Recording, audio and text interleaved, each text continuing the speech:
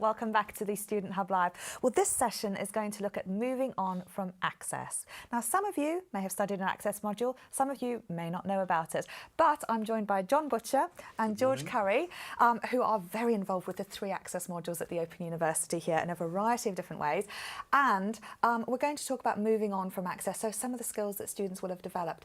But I wonder if we may just, for those students who haven't done an Access module or are new to the Open University, can we briefly just sort of tell everyone what the Access programme is all about at the OU? Yeah, of course. I'll kick off, and I'm sure George will come in as well. So it's a programme that we've been running now for about 5 years, and it was really designed to prepare students who perhaps might not have studied for a while or are coming in with perhaps not a background of great success in education, but with the OU's open access approach, we can prepare students to succeed in their undergraduate studies.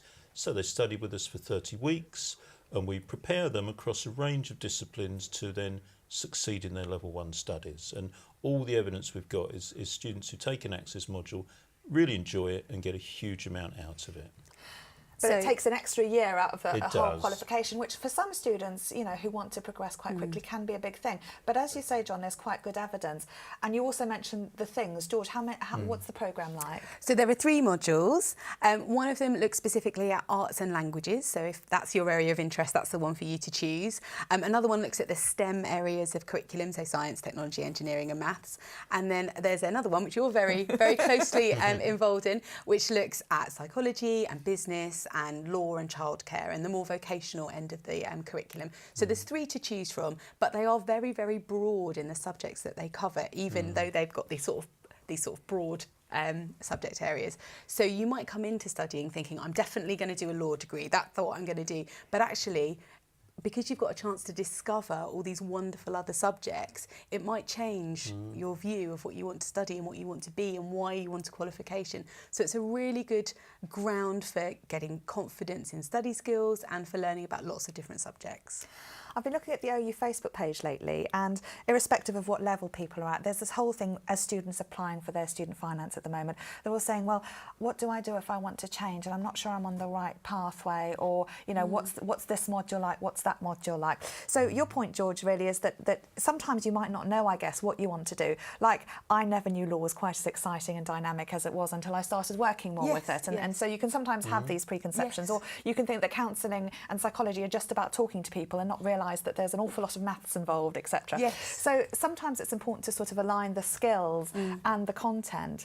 But what might we sort of give advice to students, irrespective of whether they're on Access, about this whole idea of choice and really thinking about the next 6 years, which is a big commitment often, in terms of what they want to do? Well, the best thing to do is to think about what you've enjoyed, about what you've studied already, the things that you found really interesting, the things that you kind of haven't avoided doing because the oven suddenly looked like it really needed a good clean. Think about the study skills that you've enjoyed, and there's always Open Learn, which you can explore. If you've got a suspicion that you've got an interest in a particular area, then you can go and spend a bit of time exploring that there. You can always change your qualification if you want to. And certainly at Access stage, that's a really good time to do that because you haven't been locked into particular module choices.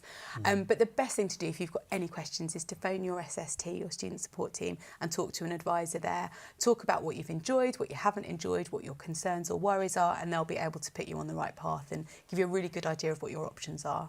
I think, if I may, Karen, it's worth thinking for all students, not just Access students, can I have a little taste of what studying a subject might be? And as George has said, across the Access modules you probably encounter about 6 different disciplines, but you can do that with free materials as well.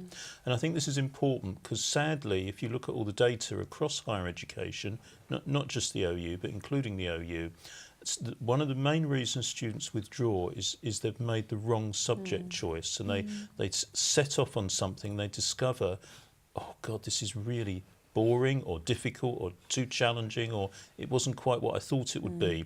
So if you can not make that mistake in the first place, you're much more likely to succeed. Because you've done an awful lot of research on Open University students and the whole issue of part-time and distance learning, mature students, and students have all these various barriers. And I think one of the key things that really strikes me whenever I look at some of the research that you've done is that it's so prolific often. People have these amazing mountains to climb, all of their own, and yet people can often think everyone else is doing well, everyone else is succeeding except for me. And this whole idea about some of the things. So bearing in mind then, John, what you know about the whole issue of part-time distance education, how people are often fitting this into other roles and responsibilities in their lives, how might you advise them to sort of start looking at choice and when they can start sort of doing that and how they can do it? Well, I think one of the things that we do know from research, and in a way this sounds obvious even as I'm saying it, but one of the real challenges for particularly adult learners is confidence and how they feel about themselves as a potential student. And sadly, many students who contact us, one of the first things they say is, I don't really know if I'm going to be able to cope. I don't know if I'm going to be good enough. I missed out on education really earlier. And that really affects people during their lives. And I think a real positive thing I can say is that by engaging with study, particularly if you start at the right level for you, and the students we have, for them it's access. What happens is even just over a 30-week period, they tell us that compared to how they felt about themselves and their abilities as a learner at the start, they are way more confident by the end of an access module. And I think the really interesting thing, thinking about moving on, is what our level 1 tutors tell us is they really are pleased if they get an access student in their group, because the access students are a bit more confident, but also they kind of know how the university operates. So they've submitted a few assignments, they've been on a forum, they know that it's okay to ring a tutor if you've got a problem. And sometimes students who come in directly, they're a bit tentative about that, so it's important. So, John, we asked people whether they've chosen the right qualification at home, and they all said yes, definitely. Okay, so good. my question then is, how do you know? Okay, well, I think as a student, George has already talked about things like how much you're enjoying it, how much you're engaged, etc., etc. I also think students tell us two things really. One, they embark on their studies, and one of the things that motivates them is thinking to some extent about jobs and employment and working. And often for OU students, almost all of whom work anyway, this is about often aspiring to a better job. And I think keeping that in your eye line when you're a student is incredibly motivating. So I think that's one thing. And I think the second thing is the extent to which you can engage with all the support services that the university puts in place. So the way you work with your tutor, the way you work with learning advisors in your student support team, and even the way you work with other students, actually, because often I think people can get a study buddy or they can just work with someone, and that's much more likely to lead to success and in the end making the right choice about what you're going to study.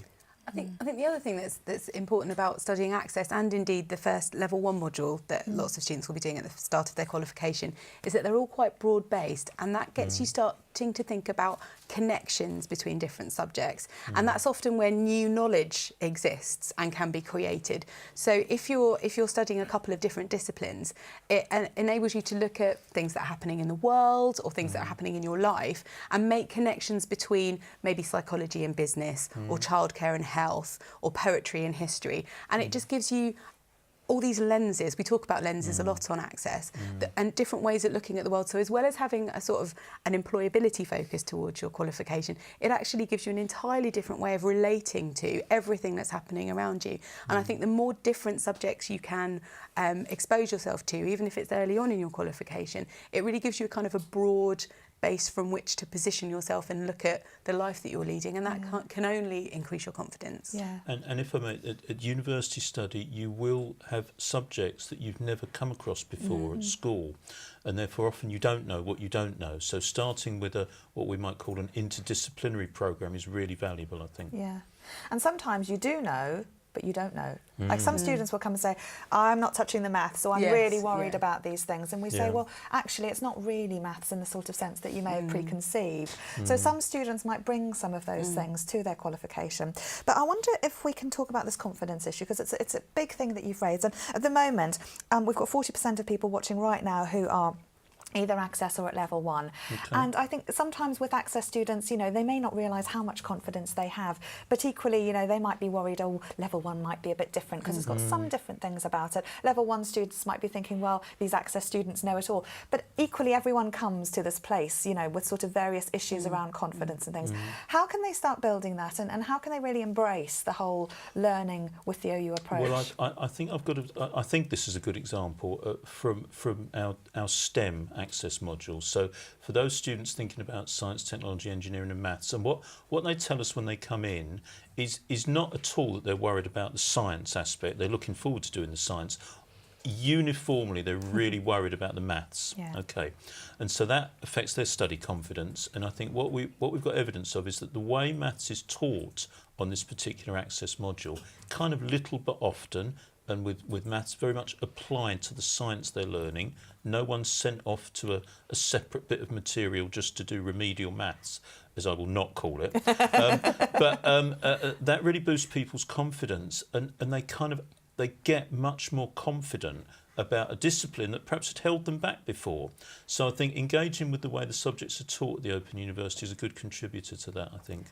I also think really that it was like a light bulb moment for me. I'm an OU student when I understood that actually skills that are often referred to quite a lot in the materials are the toolbox of magic tricks. And once you kind of embraced those and understood that that's what you need to kind of really cultivate, you can take those skills to any level, any subject, any topic, and you'll be successful. That's what gives you the confidence, because you can look at a topic and think, I understand how to analyse or evaluate. I understand the things that I need to do to find information about this, or to understand whether it's a good piece of evidence to use to support my argument. So for me, it's all around embracing study skills and understanding that they're the magic that you need. Well, let's talk about that with a view to looking at strategic learning, because I remember when I was studying and I used to have these skills things and I'd think, oh, I'll flip over that and I'll look at the content, which seemed infinitely more interesting. And I thought, that's what I'm being assessed on in this assignment, is my understanding of this. And so it was very easy for me to sort of, this was in the olden days, but I would, when things were less integrated. Not now, you won't get away with this now. But, you know, talk us through then this whole idea really about how building on those skills is so important, and what students might do if they are being strategic. Because some people, especially if they're new to the OU, might start thinking, I've got to do everything, or what do I choose to do, what don't I choose to do, etc. How would you recommend they be strategic so that they can build those skills up whilst they're learning? I think we've got evidence that you have to learn to be strategic, I think. I'm not sure it's something that necessarily can be taught. So you can't tell us. I think what I can tell you is talk to your tutor about this, because it's often about prioritising how you spend your time. But I think a really nice example we've got from research is students who've done YO33, which is our Access STEM module, and they move on to the first undergraduate science module. And what we've discovered is it's not that students who've done Access necessarily do any better or any worse in their first science module, but they're much more likely to persist. So in other words, there's something about the confidence they've built up by getting some positive feedback from their tutor and attempting assessment tasks, etc., which means they're much more likely to not wobble if something unfortunate happens while they're studying their level 1 module. And that's really important, because if you can get to the end of a module, you're very, very likely to pass it. I think another important element is that of reflection, which is something that's often built into a lot of OU modules as well. And it's quite often the thing that you want to skip if you're a little bit pushed for time. But actually, just spending that time thinking about, what did I find hard? What did I find easy? What are the skills that I'm going to need to do the next bit? That helps you be much more efficient and effective at your next chunk of study. So you will find that things are taking you less time and you're kind of getting to the heart of the matter much more quickly. So spending a bit of time reflecting on yourself as a learner, and everybody's got skills. They don't come to any OU study as a blank canvas. People organise stuff in their lives, people think about time management, people think about managing money, all sorts of different things. So you just need to spend a bit of time reflecting on what you bring, what you need to spend time on, and that will then make you more and more effective as you go on. Yeah. Let's take a trip. I hear there's some lovely chat, HJ and Priya. Yeah, there's loads of great stuff. Stuart said he studied the science, technology, engineering and mathematics access course, and he said it's the best thing he's ever done. Really prepared him for going on further. And Lisa as well said the access gave her confidence in her abilities as well going forward. She didn't study for over 30 years and it helped to know what to expect with going on to full study as well, so how the TMAs and the EMAs work, how to get started with academic writing as well. Yeah, absolutely. Another comment from Colin. Colin's studied a STEMA access module, really positive. He's been out of education for 25 years, gave him lots of confidence, which is something that we hear quite often from students. Being in the support team, we often get this feedback, which is fantastic. It's given him confidence in his own ability to study and a kickstart really in sort of that self-development for him. And the student association as well, so that's all great. Brilliant, thank you. So for some of these students then who may have got this confidence, this student identity now, and then they've got the summer to enjoy a range of things, and we have our Student Hub Live Writing Retreat that everyone is very welcome to come to. But how would you recommend students start preparing for level 1? Do you think they should have a break? Do you think they should pick up on some things? What would you say a good summer break is before you start on your September? George has suggested it already, really. I think take a little bit of time to reflect upon your learning journey.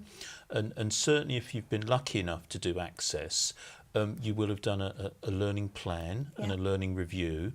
And so you've really thought back about your prior experience of education, perhaps thinking about why you don't feel very confident about yourself as a student, and just look at the progress you've made, even in just a 30-week period. So your position then, think how the tutors at level 1 are going to welcome you because you're an Access student. And one thing I just want to pick up on from the comments that were just made there is one of the reasons I think students feel like that is on Access we do have quite an unusual tutoring model. And students have a one-to-one relationship with the tutor entirely by telephone. So they don't actually meet as students. They do some forum activities, but the main focus is on that tutor proactively contacting the student and supporting them through their journey by telephone. And what the students tell us is this really builds up trust. So that trust thing I think is important, and students must perhaps think as they move on, are they going to look to their new tutor for trust? Are they going to look to work with another student to kind of buddy up and think about how to do that? So just thinking about what works for you as a learner is a really good use of time now.